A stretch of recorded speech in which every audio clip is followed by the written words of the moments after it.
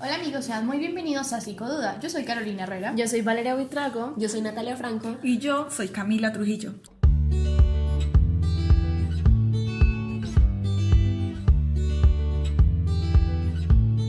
Los invitamos para que vayan por algo de comer y se sienten un ratico para que hablemos sobre filosofía. Para inaugurar este espacio, ¿por qué no? Vamos a iniciar con Descartes, el padre de la filosofía moderna. Pero esperen, antes tenemos que invitarlos a que se suscriban y que apoyen este pequeño espacio. Bueno, pero ¿cómo empezamos?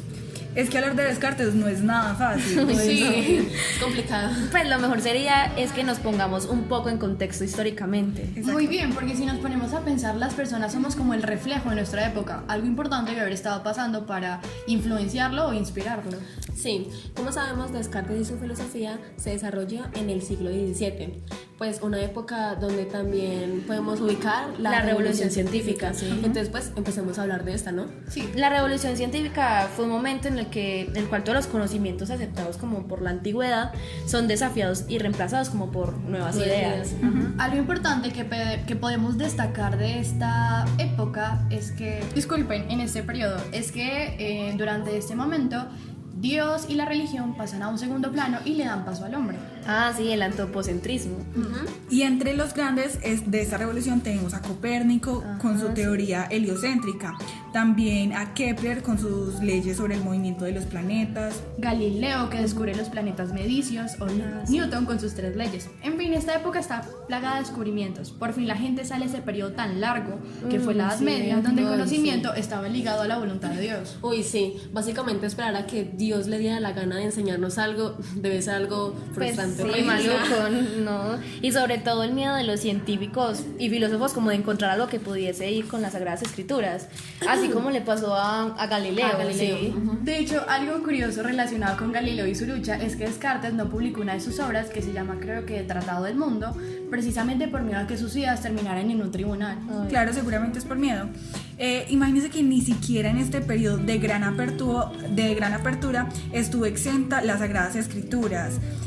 Y casi se nos olvida, durante el siglo XVII también se desarrolló la época barroca. Uy, sí, un periodo como demasiado extravagante. Pues, o sea, todas las iglesias, monumentos, pinturas se dedicaban pues al tema religioso, ¿no? Sí, sí. Porque durante el barroco la autorización de la iglesia La era- autoridad de la iglesia Ajá. es reafirmada, Era como o sea, vuelve tenía a que ser ser la canonizada. máxima autoridad. Claro, pero no solo es destacable esto. Yo creo que lo que más marcó esta época fue esa duda persistente por saber si estamos o no en un sueño.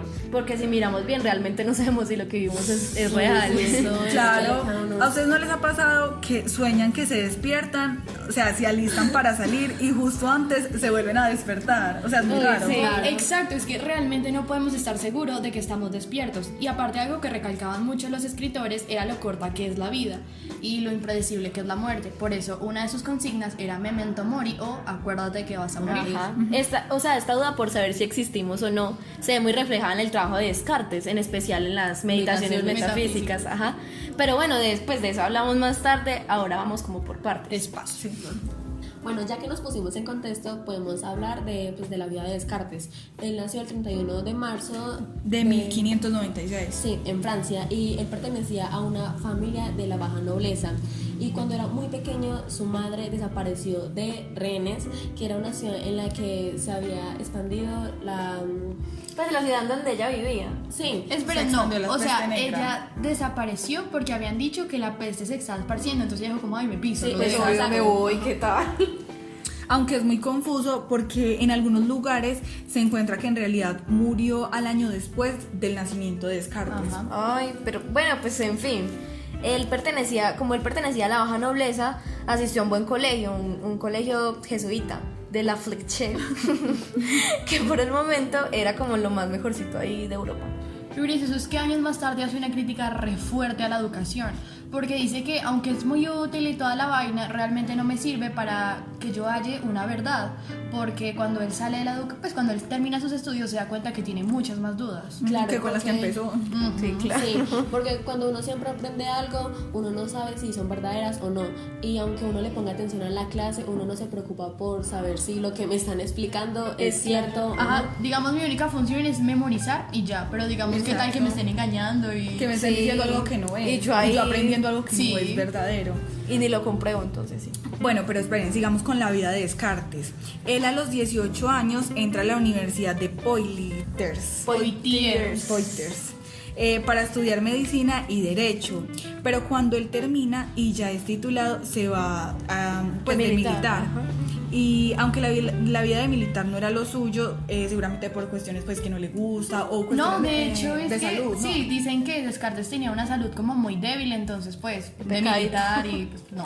Bueno, entonces No le se dio servía. cuenta que la vida de militar no era lo suyo y allí conoce a Isaac Beckman, que estaba intentando desarrollar la teoría física, la corpuscularista.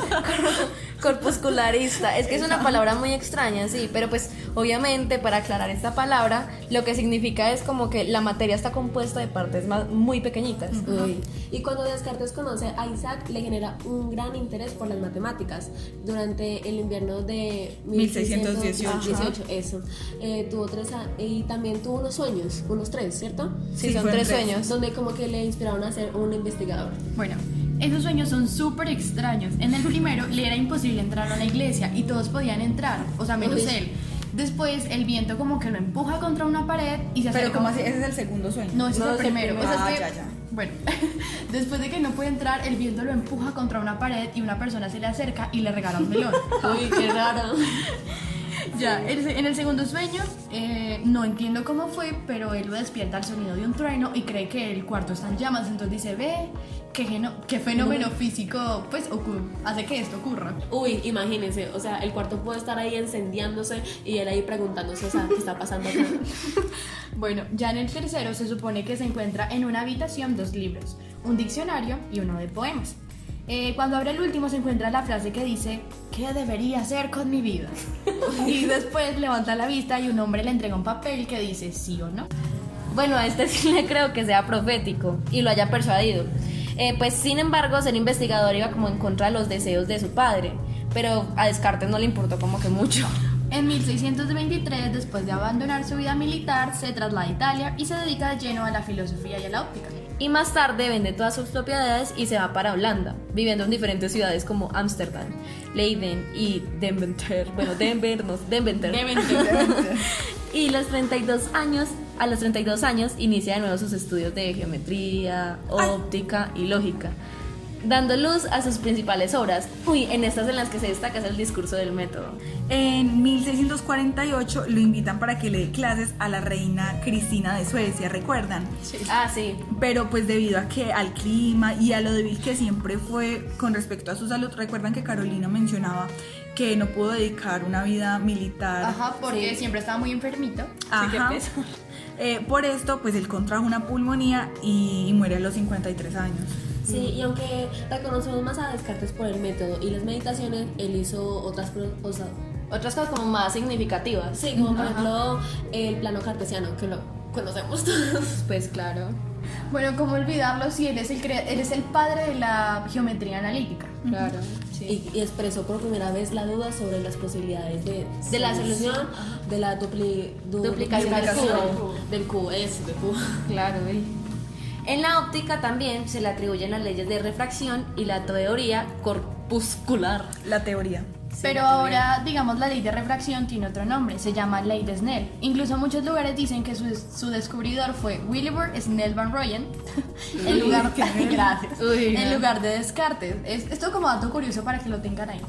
Sí, y también otro aporte es que creó una técnica para expresar las leyes de la mecánica mediante fórmula algebraica. Para que vean que Descartes no fue solo métodos Y hay ajá, invención, sino o sea, también Mis sueños. Ajá, también mera matemática. Eso básicamente toda la geometría que nos enseñan es Descartes. Bueno, pues yo creo que es importante que expliquemos por qué Descartes es considerado el padre de la filosofía moderna. Bueno, listo. Descartes es considerado como el padre de la filosofía moderna porque él creó un nuevo método para seguir al realizar investigaciones aplicable a todas las ciencias.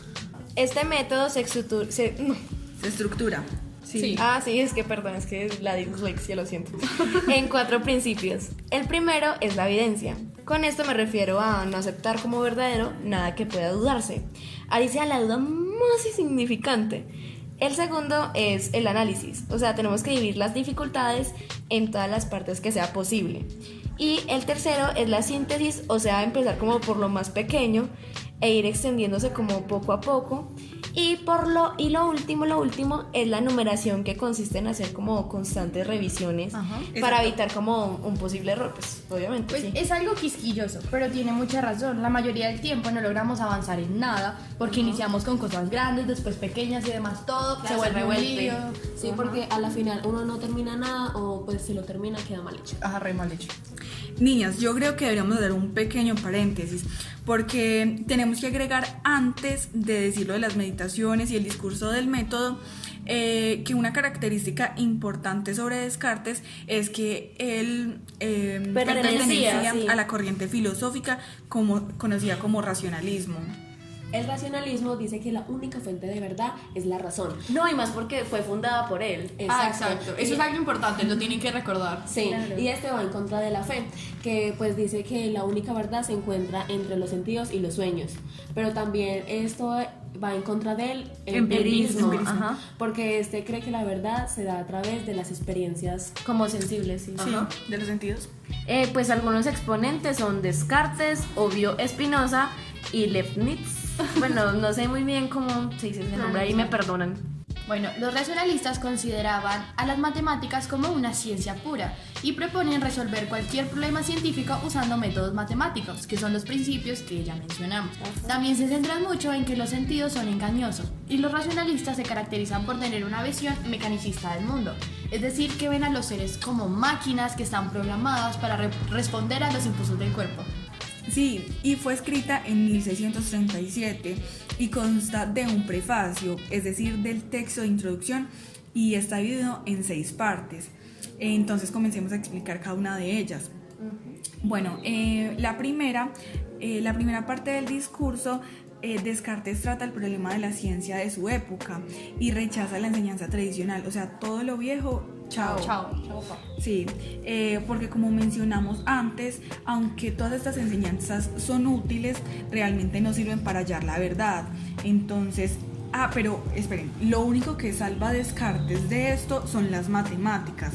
A las demás ciencias él considera que les falta como ese rigor, sí. Y ese método matemático. Ajá, porque pues las matemáticas son exactas. Claro. Entonces, Bueno, en la segunda parte propone aplicar el método matemático a todas las ciencias. Este método se basa en los principios que otra vez ya explicamos, que son la evidencia, el análisis, la síntesis y la enumeración. Ahora, pues la tercera parte, en esta Descartes establece una especie como de normas para actuar, como para no dejar la moral a un lado ahí. Estas son, primero, pues obedecer las leyes de nuestro país. Segundo, ser firme en nuestras decisiones. Y por último, siempre darnos más prioridad por encima de la fortuna. En la cuarta parte, Descartes encuentra el cogito, que es la verdad indudable, y Descartes pone en duda en todos los conocimientos que nos da los sentidos, e incluso pone duda en nuestra propia existencia. Así pone su duda, sí, la duda. Sí, porque nos puede engañar todo lo que está pues a nuestro alrededor. Sin embargo, Descartes nos dice que absolutamente nadie puede engañarnos acerca de mi duda. Si yo absolutamente estoy pensando, por lo tanto, yo existo. Voy a explicar mejor esto. Descartes nos dice que podría existir algo que me engaña absolutamente de todo, incluso de las matemáticas, pero él se pone a pensar como, bueno, si yo estoy dudando, significa que pienso. Y si estoy pensando, debo existir. Sí, Entonces, obviamente, sí. cogito ergo sum. Pienso, luego existo. Sí. Ahora ya viene la quinta parte. Aquí Descartes se dedica a aplicar el método matemático a las ciencias naturales y pues a la física. Esto es porque cree que todo el mundo se basa en leyes matemáticas y que además funciona como una máquina. Aquí vemos esa característica propia de los racionalistas, de ver el mundo como una máquina programada, Sí, como un robot. robot ahí. Sí. Bueno, ahora la sexta y última parte. Esta es un poco diferente a las demás porque Descartes nos habla porque el retraso de su publicación, que fue por el miedo de sufrir el mismo rechazo que sufrió Galileo Galilei. También afirma que es necesaria la construcción de una comunidad científica que se acerque cada vez más a la verdad. Exacto. Pues mucho de lo que vemos en el método se ve claramente en las meditaciones. Sí, sobre todo esto de cogito ergo sum. Y digamos, los principios que mencionamos tantas veces se siguen a la perfección. Esto de enumerar, sintetizar, sí, estas cosas. Bueno, pasemos ahora a otro tema, las meditaciones. Esto Sobre sí que es todo- larguito. Uy, sí, sobre todo un poquito complicado porque Descartes separa todo, partes por partes, y da sus propias conclusiones en cada Se toma, cosita. como su tiempo. Se toma su tiempo en generar conclusiones, por eso es como tan a veces pesadito de leer. Sí, muy extenso. Bueno, empecemos. Para iniciar debemos saber que las meditaciones fueron escritas en 1641. Consta de 6 meditaciones y en general estas se dedican a demostrar la existencia de Dios. Otra vez vamos a explicar una por una. Pues meditación número 1. Iniciando. Descartes El título. Descartes se da cuenta que durante toda su vida aceptó como pues muchas verdades de cosas de las cuales no estaba como realmente seguro. Entonces se propone como dudar de todo hasta encontrar como, no sé, una verdad indudable, o sea, algo que ya... De la cual no puede haber ni una duda. Ni una duda, o sea, nada, absolutamente nada. También enfatiza mucho el hecho de que aunque la mayoría de nuestros conocimientos lo adquirimos por los conocimientos, Por los sentidos. Ah, sí, por los sentidos. Ah, sí, perdón, por los sentidos, estos no son de confiar, porque a cada rato nos están engañando, así como cuando uno ve... Digamos a alguien de lejos, entonces Ajá. uno dice como, ay Uy, no, se ese parece. se parece, ese debe Se ser, parece a mi papá. no sé, ese debe ser Pedro. Sí. Y se acerca y resulta que era Juan, o era alguien que uno ni Exacto. siquiera conocía. Entonces, Y no qué podemos- pena, entonces mejor. Pues aparte de la pena, entonces. Sí, mejor Sí, no entonces, dude. Es mejor dudar. Dude, para que Entonces, se por evite la eso pena. tenemos que dudar de estos. Ajá, pues eso es como un ejemplo. Bueno, esta duda exagerada hace que Descartes se pregunte si es Dios el que quiere que nos engañemos.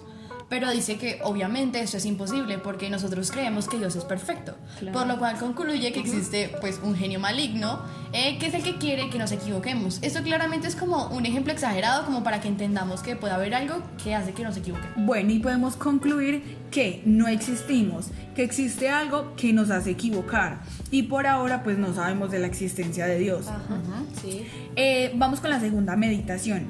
Esta es muy similar a la cuarta parte del método. Sí, ¿Recuerdan? el discurso del método, sí. Después de rechazar todo el conocimiento por los sentidos, de decir que estos nos engañan y todo esto, ¿cómo saber si existo o si estoy siendo engañado por el genio maligno? ¿Cómo me doy cuenta de esto? Bueno, sin embargo, nadie puede engañarme acerca de mi duda. Y si dudo, pienso, de esto sigo... De o esto sea, sigue que existo. que Es como lo la que cuarta, decíamos antes. la cuarta parte del método. Si yo dudo, pienso. Y si pienso, pues existo. Cogito ergo sum. Sí, lo mismo. o sea, yo sé que yo existo porque yo estoy Ajá, yo estoy pensando. no sé si el y otro nadie me puede exista. engañar. O sea, nadie me puede estar diciendo, no, usted no piensa. Usted no está pensando. ¿Y cómo me doy cuenta también si esa persona es real? No lo sé. No, Yo o sé sea, que no tú lo sé, existes. sí, sabes si la otra persona esperemos está un pensando. momentico que esto más adelante tocamos el tema. Más Bueno, adelante tocamos eso. el tema. Aquí, aunque prueba la existencia, lo hace solo como una cosa que piensa sin cuerpo, solo razón. Un poco más adelante nos dice que la única manera por la cual conozco las cosas es a través del entendimiento, pues lo que estamos diciendo ahorita. Meditación número 3. Bueno, lo primero es que se diferencian las ideas en 3 tipos. Las que nacieron conmigo, las que me vienen de fuera y las que yo creo, como la idea de un gallinejo, mitad gallina, mitad conejo. O de una sirena o algo así. Yo prefiero el gallinejo. De un pony. Bueno, esta meditación se centra en demostrar que Dios existe y lo hace a partir de 2 argumentos. El primero me dice que si poseo ideas como la perfección o la infinitud, estas obviamente no pueden provenir de mí porque yo no poseo esas cualidades. Yo no soy ni perfecto ni infinito. Por lo cual, alguien tuvo que haberlas puesto en mí y ese alguien es Dios. Pues claro, porque pues Dios es perfecto, él puede Ajá. poner la idea de perfecto. Es decir, cuando yo admito que soy imperfecto es porque sé que existe como un grado más alto de perfección, que obviamente pues pertenece a Dios. Adiós. Lo que decía antes. Ajá. Ajá. Y el segundo argumento dice que yo existo gracias a Dios y es imposible de que yo mismo me mismo haya que haya creado creado. o haya aparecido así de la nada, porque, o sea, quien me haya creado debe tener las mismas o mejores cualidades que yo, o sea, tiene que ser perfecto. No, tienen que ser mejores. O sea, Sí. sí, tienen que ser mejores. Ajá. Sí, porque pues yo no pude crearme ni pude haber aparecido así de la Provenido nada, de, no sé, piedra. de una piedra, un bloque Ajá, o ahí de un de pasto, cemento. No. Bueno, conclusiones hasta ahora. Existo como una cosa que piensa y mi existencia es gracias a Dios. Algo que creo que no hemos mencionado es que yo no puedo probar que la otra persona existe, o sea, lo que decíamos ahorita. Yo estoy seguro de que pienso, pero no puedo saber si los demás piensan o si son solo máquinas. Claro. Sí, porque es que esto se llama solipsismo. De hecho, muchos dicen que Descartes nunca salió de él. Pero igual él ya demostró la existencia de Dios, está acompañado. Pero igual, él está solo en el mundo. Me refiero a que técnicamente él es la única persona que está pensando. Sí, entonces por eso no podemos llamar así como a Dios para que charle con nosotros para tomar una taza de café. Ay, bueno, como sea. Pasemos a la cuarta meditación. Esta nos explica por qué erramos. Bueno, ya demostramos anteriormente que nosotros existimos gracias a Dios. Eso es, o sea que es imposible que Dios nos haya, digamos, dado una capacidad para errar, porque Él es perfecto. Y errar es un defecto. Exacto. Es que vean, Descartes dice, pues muy sencillo, los humanos tenemos dos facultades, la razón y la voluntad, o también llamada la libre elección. Aunque la razón no es infinita, la voluntad sí lo es, por lo cual muchas veces nos adelantamos y juzgamos realmente, pues sin saber si estamos seguros o no. Es por esto que nos equivocamos, pero esto ya no es culpa de Dios, sino nuestra, que no controlamos nuestra voluntad. Así que si queremos evitar equivocarnos, debemos estar totalmente seguros antes de dar un juicio. Ajá, o una decisión. Bueno, ahora continuamos con la quinta meditación, perdón. Aquí nos dan otro argumento que prueba la existencia de Dios.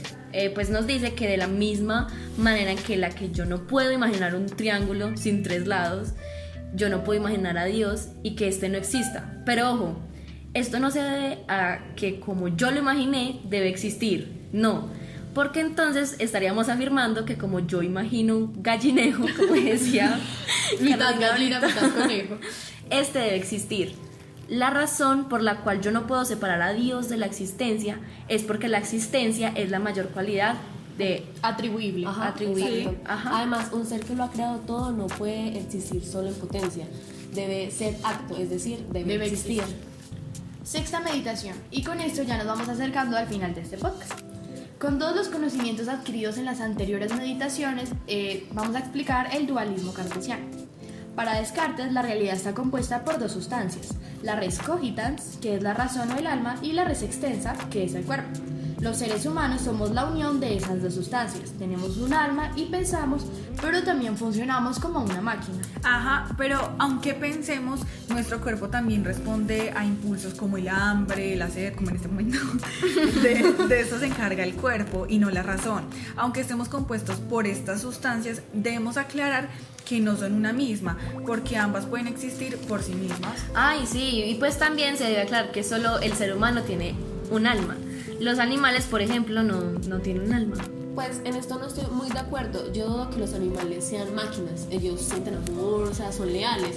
Yo no creo que lo hagan solo por instinto, ¿sabes? Sí, pero yo creo que este juicio fue muy precipitado porque, digamos, no se detuvo a estudiar al animal como tal. Sí, o sea, totalmente de acuerdo. Es imposible ver a algunos animales y pensar que no, pues que no tienen alma, que no sienten nada. Y ya para terminar, daremos algunas curiosidades sobre Descartes. Como datos curiosos. Bueno, empecemos. Primera, se dice que debido a su mala condición de salud, como lo repetimos anteriormente, Sí. tenía que pasar varias horas en cama, por lo que una vez, con la mirada perdida en el techo de su cuarto, su mirada cruzó con una mosca. Bueno, esto hizo que se preguntara si podría determinar las posiciones que tendría la mosca. Ay, no, que mata loco. Por lo que pensó que si se conociese la distancia de dos superficies perpendiculares, en este caso la pared y el techo, se podría saber. Y así se creó el plano cartesiano. ¡Wow!